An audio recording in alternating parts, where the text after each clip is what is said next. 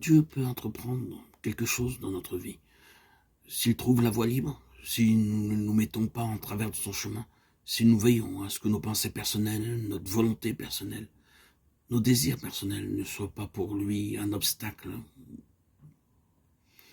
ou une complication, mais qu'au contraire, il trouve en nous un cœur ouvert, réceptif, disponible, une volonté qui plie, qui accepte de lui faire place à lui et à tout ce qu'il veut apporter avec lui. Et je trouve alors que toute notre histoire subséquente, celle par laquelle il nous fait passer, ou il nous faut passer aussi bien que celle par laquelle il passe en nous, converge vers le même point, la réalisation du but spécial de notre onction. Dorénavant, toute la puissance de l'onction se manifestera dans ce sens-là. Peut-être faudra-t-il des années pour que nous arrivions à notre destination. Alors, jetant un regard en arrière sur le chemin parcouru, nous pourrons dire, oui, le Seigneur a certainement été avec moi pendant ce temps. Son esprit a toujours été là. Maintenant que je vois à quoi il voulait en venir, maintenant que s'ouvre devant moi le ministère spécial qu'il avait en vue, maintenant que m'apparaît clairement la tâche distincte que je dois accomplir, cet aspect particulier du témoignage dans lequel Dieu me fait entrer et qui va mettre son empreinte sur ma vie. Je comprends que tout ce qui s'est passé entre-temps était calculé par Dieu pour me préparer, pour m'équiper, pour me rendre apte à ce ministère. Et désormais, dans ce ministère qui nous échoit, l'esprit de l'onction opère avec puissance, libre de toute entrave. Oh, tout cela était dans la pensée de Dieu dès le début. C'est avec ce but-là, en vue que l'onction nous avait été conférée.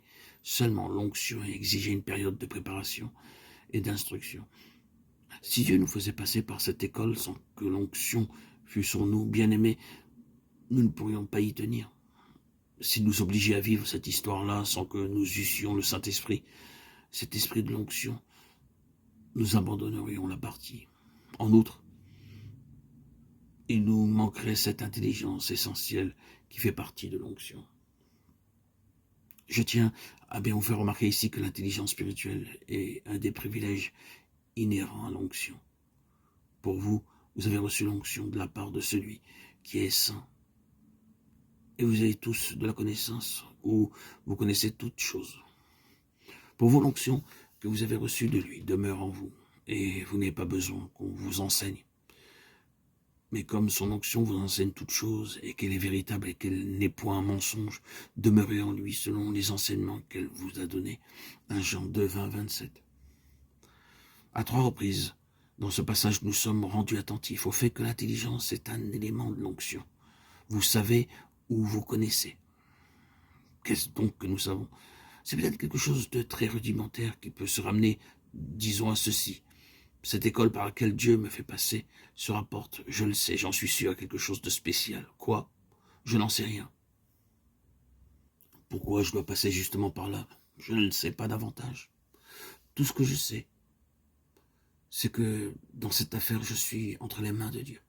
Il a quelque chose en vue. C'est cela qui me tient. Notre savoir dans ce domaine ne va peut-être pas plus loin, mais toute la valeur de l'onction est là. Intelligence relative, mais intelligence quand même.